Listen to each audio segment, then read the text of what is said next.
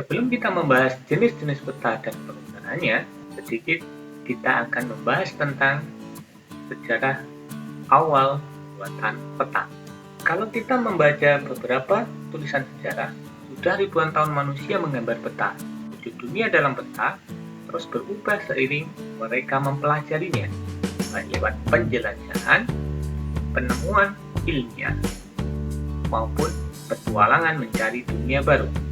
Namun, yang jelas, manusia selalu penasaran tentang di mana mereka berada dan bagaimana mencari suatu tempat. Jadi muncul istilah, lebih mudah menggambar peta daripada menjelaskan dalam kata-kata. Peta lebih dulu ada dibanding dengan tulisan.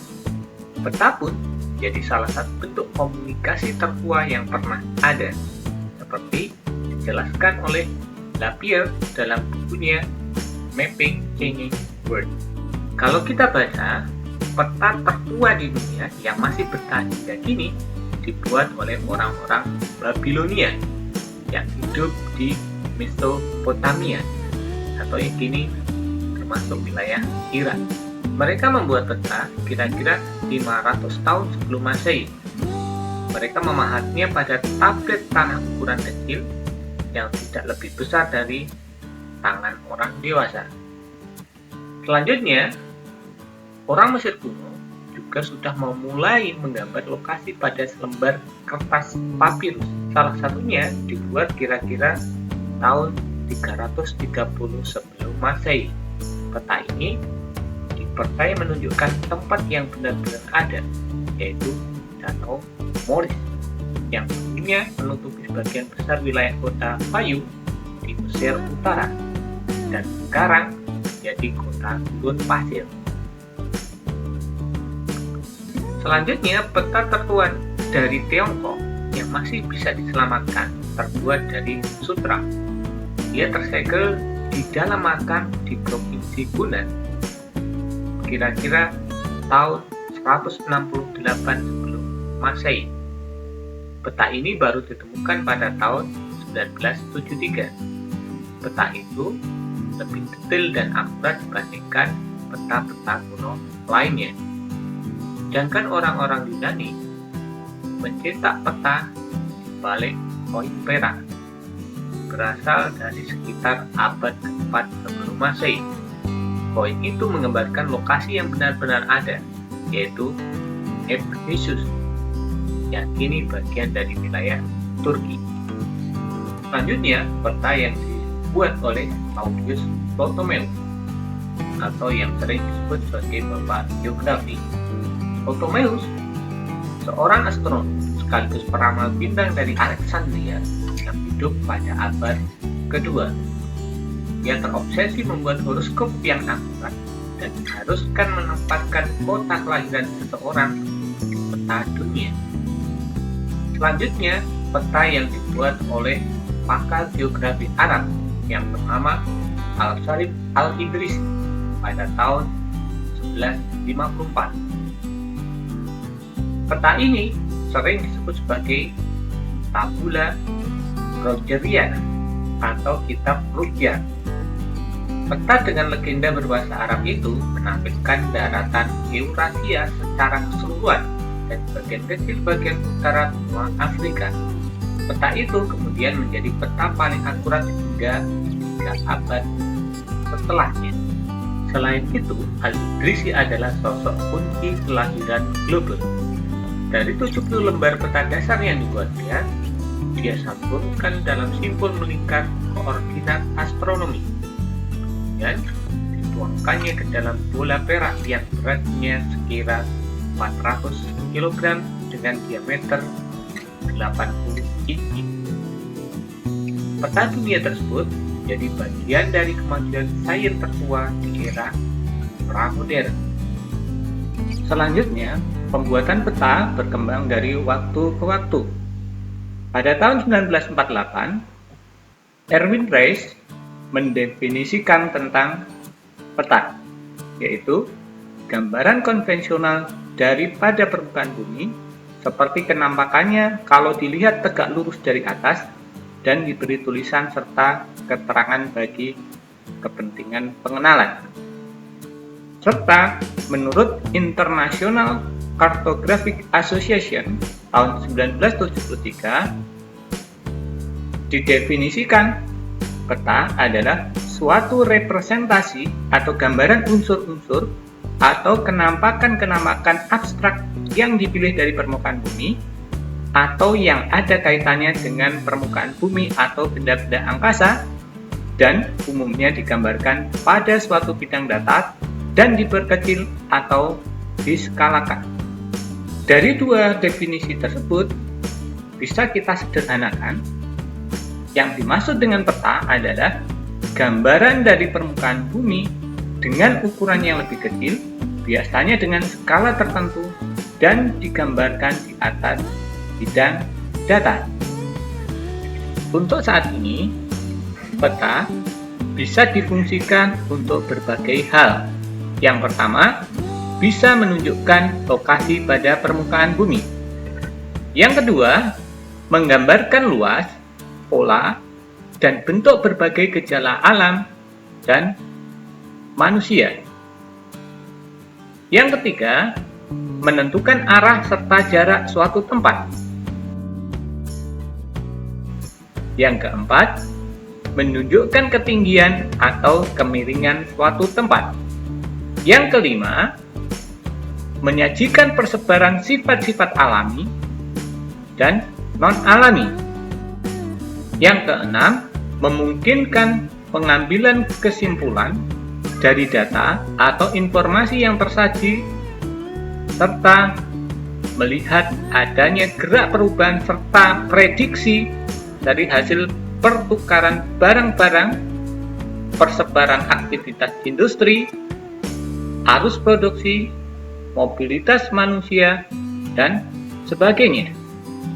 Bagi media untuk menyampaikan informasi, peta yang baik harus memenuhi syarat-syarat tertentu, antara lain, yang pertama menggambarkan keadaan yang sebenarnya.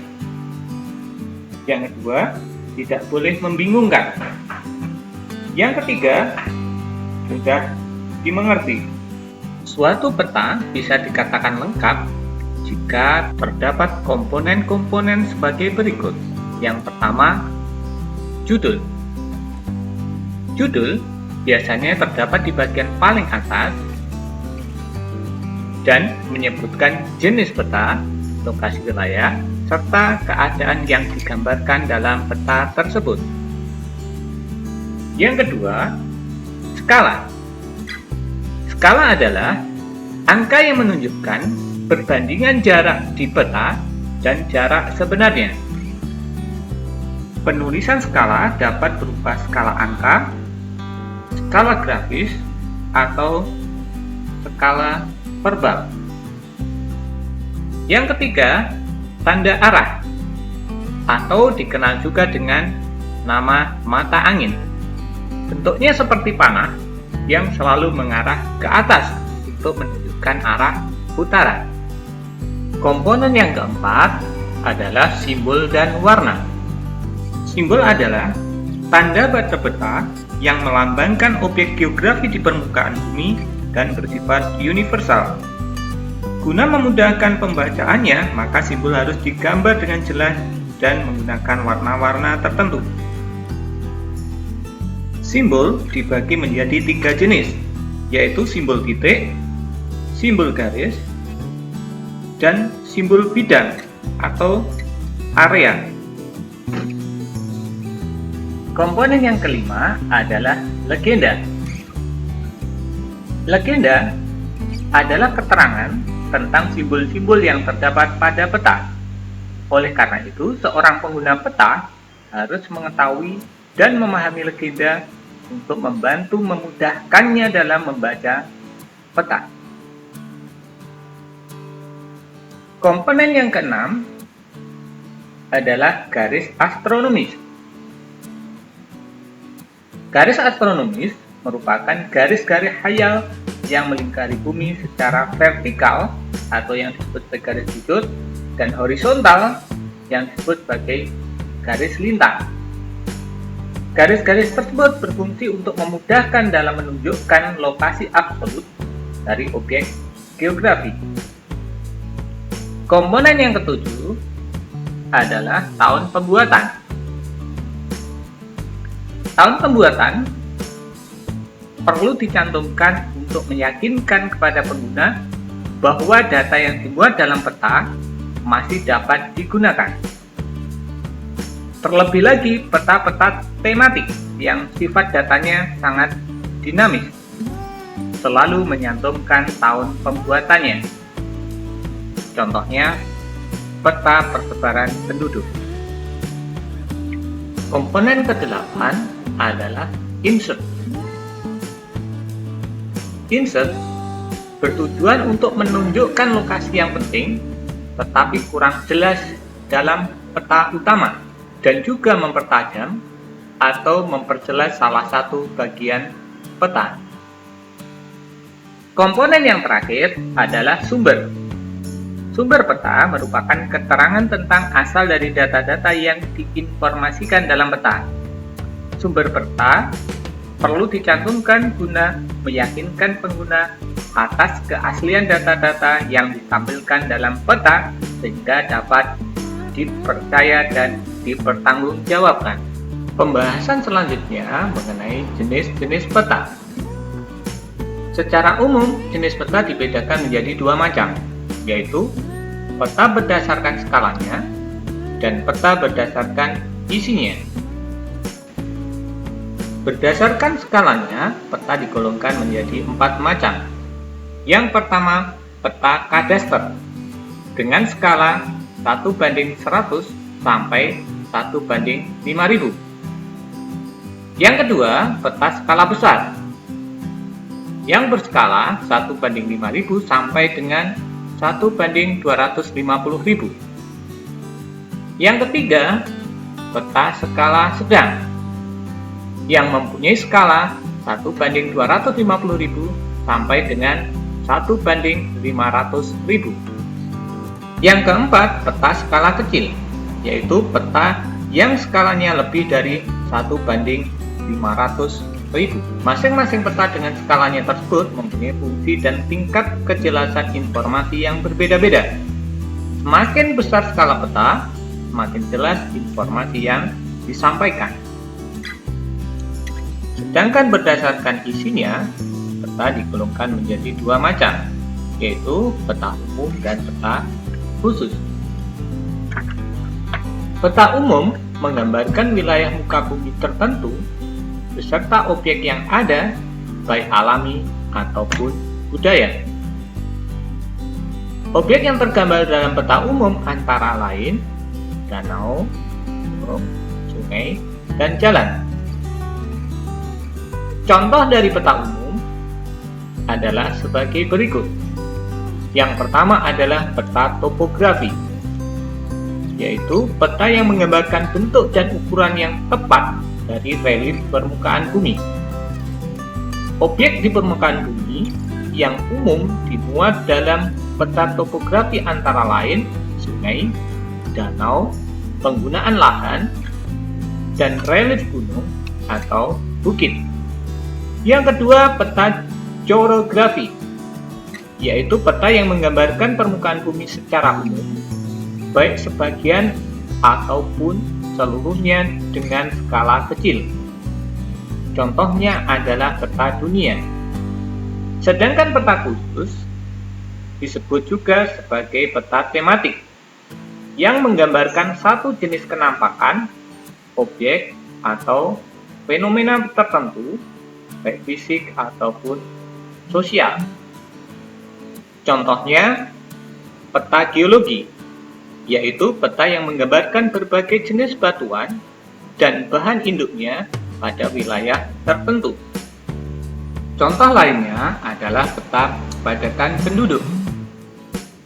Peta ini hanya memberikan informasi seputar perbandingan antara jumlah penduduk dan luas suatu wilayah. Dan masih banyak lagi peta-peta tematik yang lainnya. Intinya, di dalam peta tematik atau peta khusus hanya memberikan satu informasi khusus yang diinformasikan dalam peta tersebut. Selain pembagian jenis peta yang sudah dijelaskan, dikenal pula pembagian peta berdasarkan bentuk dan sifat datanya. Berdasarkan bentuknya, peta dibagi menjadi dua macam, yaitu peta stasioner dan peta dinamis. Peta stasioner menggambarkan keadaan permukaan bumi yang datanya bersifat relatif tetap atau stabil. Contohnya, peta topografi, peta geologi, dan peta jenis tanah. Sedangkan peta dinamis menggambarkan keadaan permukaan bumi yang datanya bersifat selalu berubah atau dinamis. Contohnya, peta kepadatan penduduk, peta persebaran penduduk, peta korban bencana alam, dan peta jaringan komunikasi. Okay, thank you for your attention. See you next time with my video. Wassalamualaikum warahmatullahi